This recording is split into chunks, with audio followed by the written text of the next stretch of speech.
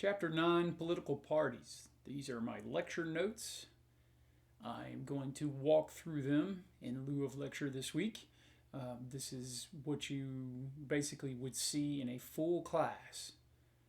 Throughout the week, these would be my notes that would lead the discussion. So, a little look behind the curtain here.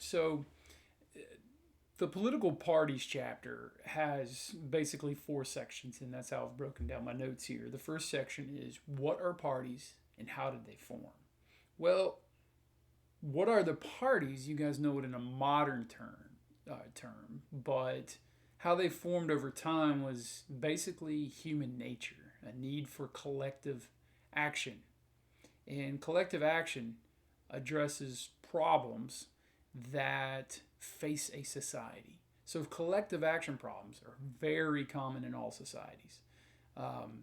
Think about it in terms of your academic society, group projects. A lot of the world is one big group project to address issues, to make sure voices are heard.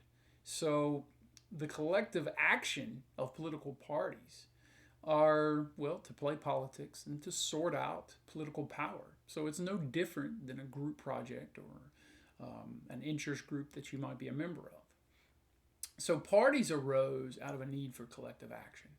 Political parties are organizations made up of groups of people who have similar interests, and they try to directly influence public policy through their membership, and they seek and hold public office. Now, this was really foretold by James Madison in Federalist Paper number 10, which we covered early on in this course, chapter 1, I believe. And he noted the formation of self-interest groups or factions was inevitable in any society. Again, the need for collective action to address problems. As individuals started to work with each other to protect themselves from the government, dealing with issues like overreach, say into personal liberties, or feeling passionate about a particular issue that you get together with like-minded people and address. Now, this leads to what's known as party platforms. A party platform is the collection of a political party's position on issues it considers politically important. Now, modern day, you think Republican and Democrat, and each one of them have issues that they think to be important, and they have a stance on those issues. These collective actions as political parties are how these platforms emerge. Now, the United States is a complex country with complex problems. Political parties take on great responsibilities to win elections and coordinate behavior across many state, local, and national governing bodies. Consensus on issues, on candidates, you name it, arises to form party platforms that voters choose to gravitate towards or away from. Now, over time, we've kind of kept two political factions in the history of our country. And the following have arisen. So pre-1796, so basically revolution through 1796, so you're talking through the end of George Washington's term as president. Basically George Washington into John Adams and then tripping over into Thomas Jefferson. There's a neat little insert to read about Thomas Jefferson, Aaron Burr, and a few other things that I want you to take a look at in the reading this week. So over time, two political factions have arisen. At first, they were Federalists and the Anti-Federalists. Keep in mind, Federalists were the ones that were advocating for significant federal power, and the Anti-Federalists were the states' rights folks. Over time, the Anti-Federalists became known as the Democratic Republicans. And the Democratic Republicans were still facing off against the Federalists, basically one that was in favor of more central power versus more state power. Now, you've noticed this went on right up until the Civil War. After the Civil War, you see what more modern day political parties started to emerge, Democratic and Republican. This was post-Civil War. The parties went through some realignment over the decades after the Civil War, so much to an extent that what you can say today is a Republican used to be called a Democrat. And today, what is a Democrat used to be called a Republican. For example, Abraham Lincoln is technically a Republican. But I would argue today, if he ran, he would run as a Democrat. So, modern day Democrats and Republicans, so this leads the way through that. I highly encourage you to take a look at Table 9.1 in your reading. It provides a much more detailed breakdown of the evolution of political parties. This has led to the creation of something called political machines, an organization that secures votes for a party's candidate or supports the party in other ways, usually in exchange for political favors such as jobs and government. A lot of people are involved in political campaigns looking to secure a position after they hope their candidate wins. A little bit of self-interest here that James Madison was talking about in Federalist Paper number 10. Personal politics is a political style that focuses on building direct relationships with voters rather than promoting specific issues. You typically see a mix of political platforms and personal politics approaches in major elections. For example, you may see a party candidate say, here's where I stand on abortion, here's where I stand on gun rights, etc., etc. Those are party platform issues. Personal politics is where you see a political candidate, say a presidential candidate, meeting with an out-of-work factory worker. While that is a political issue, the economy, that is personal politics in play, where they're saying this person's out of work and I hear them, and as your candidate, if you elect me, I'm going to do something about it. That's personal politics. Third parties have emerged off and on over time, some with success, at least limited success, and some with not so much success. Third parties are political parties formed as an alternative to the Republican or Democratic parties, also known as minor parties. Examples include the Libertarian Party, the Green Party, the Constitutional Party. There are all kinds of different parties out there, but you probably don't hear about them because we are mostly a two-party system, which leads me into the second section of this chapter. The two-party system. The two-party system is a system in which two major parties win all or almost all elections. It's safe to say the United States political system is a two-party system. Now, within these parties, within themselves, they can have different types of voting. Plurality voting is the election rule by which the candidate with the most votes wins, regardless of vote share. This is largely how we determine our primary candidates. Like, so if we have a Democratic primary for presidential candidate, so other Democrat, handful of Democrats or handful of Republicans are vying for their party's nomination for president, they typically win through plurality voting. Now, there's another system called first past the post system. This is kind of a horse racing analogy. So the first past the quarter-mile post is in the lead. Is a system in which a winner of an election is the candidate who wins the greatest number of votes cast. That's also known as plurality voting. So these two things go together. So think popular vote. And compare it back when we were talking previously about the Electoral College. Now, majoritarian voting is a type of election in which the winning candidate must receive at least 50% of the votes, even if a runoff election is required. You see this a lot in local elections. You'll see a lot of runoffs between candidates, particularly in primaries, that are running, say, for county council or for sometimes state, but usually local positions. So if you're running for county council and you, quote unquote, win the plural vote, you're the first past the post in that, let's say there are 6 candidates running in a primary for a county council, and the top 2 candidates get 38% and 20% apiece. That's only 58% of the total vote. No one has 50%. So there will be a runoff between the top 2, for example, of the 38 and the 20, and somebody has to get more than 50% of the votes. So that's a majoritarian voting system. So we also have proportional representation. It's a party-based election rule in which the number of seats a party receives is a function of the share of votes it receives in an election. If you go back and look at Table 9, you see the evolution kind of over time, the proportional representation system, some benefits to it and also some problems with it. Initially, it came out basically to try to prevent the country being run by 2 big political parties, which was going on in Great Britain at the time. But it also led to some problems in that you would have a presidential race where the person who came in first was president, the person who came in second was the vice president. So a lot of times you had a Republican or a Democrat win the presidency, but then had to serve kind of hamstrung with a member of the opposite party as vice president. So that led to some sticky issues I'll let you do in the reading. Now, party realignment is a shifting of party alliances within the electorate. So while party platforms have realigned over time, this is really an alignment of the electorate, meaning people who are voting, and who they align with. That's changed over time as well. There's the issue of critical elections. Now, I consider every election pretty critical, but there are some seminal elections. I'm recording this in fall of 2020. We're a little over a month away from the 2020 presidential race. The candidates in their parties' platforms could not be more different. I would say this is a critical election, which is an election that represents a sudden, clear, and long-term shift in voter allegiances.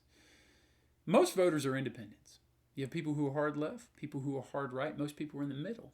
It depends on where the people in the middle throw their support as to who wins a presidency in a lot of ways. The shape, so moving on to the third section in Chapter 9, the shape of the modern political parties. Now, there's a lot of terms in here. I'm trying to take some time to break down those definitions for you. Party in the electorate. It's members of a voting public who consider themselves part of a political party or who consistently prefer the candidates of one party over another. If you're the type of person that no matter what you vote Democrat, or you're the type of person no matter what you vote Republican, you are party in the electorate. You're members of the voting public who just pull the lever for one party or another. Now, party identifiers can be different than party in the electorate, if I could speak. Party identifiers are just individuals who represent themselves in public as being one of the parties. So, hey, I'm a Republican, or hey, I'm a Democrat. You're a party identifier. You might not necessarily be straight in the wool, dyed in the wool party in the electorate member, but you are a party identifier.